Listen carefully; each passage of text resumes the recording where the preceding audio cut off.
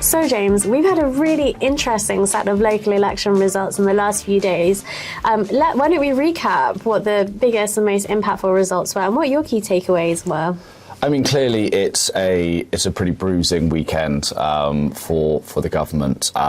Just looking at some of the key numbers as well, losing around 500 of the local council elections, losing 9 out of the 10 mayoralties which they competed in. A couple of those quite symbolic. I think looking at Andy Street in the West Midlands, which was neck and neck. But, I mean, that one hurts. Yes, but Andy Street, who ran pretty much as an independent. And very, very well respected as well. That will be a loss. I think losing in Sunak's own patch, looking at York and North Yorkshire, that will also worry Sunak, I'm sure. Looking at the by-election result as well, one of the kind of record swings. We had 26% towards Labour, and some of the third parties as well performing very well. I think the Lib Dems and the Greens both had very, very good nights as well. I think it was the Liberal Democrats kind of the second biggest winners of these local elections? I mean, if you look at their projected national vote share, they're on about 17%, which they'd be absolutely delighted with. And I think picking up some of those kind of key target areas for them in the southwest and the southeast. So I think they'll be certainly positive about that. As a former special advisor who's worked in the Conservative government, what do you think will be Sunak's key takeaways, and do you still think there's a threat he could be ousted? Yeah, it's a good question, and I certainly don't envy those who are doing that job for now. I think they'll be slightly pleased at the expectation management landed, so won't be pleased with the results, but we'll be happy that it's under 500, not 500 or more than 500. And that's whilst there were losses that hurt, like Andy Street in the West Midlands, actually the losses weren't by significant margins. And if you take the West Midlands as a whole, places like Dudley, which were very strong Labour holds under Tony Blair and became key marginals in 2010 under David Cameron, still aren't voting Labour in the same way that they have done. So I think there's some work to be done. So Dudley, for example, has gone from Conservative to no overall control, but councils like Solihull still Conservative.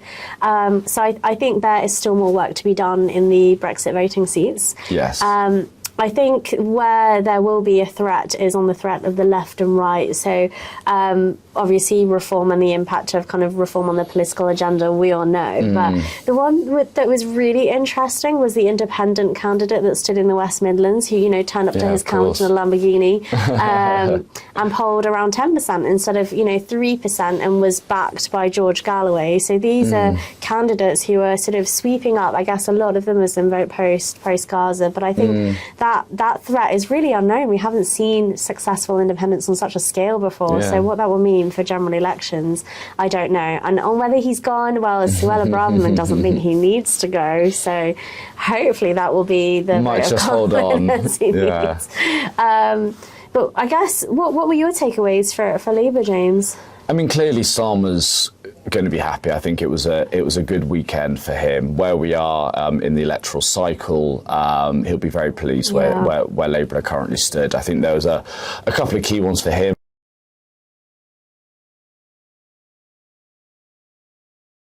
For Starmer, given they lost the by-election there in 2021, picking up kind of seats dotted throughout the country and in the areas where they need to be as well.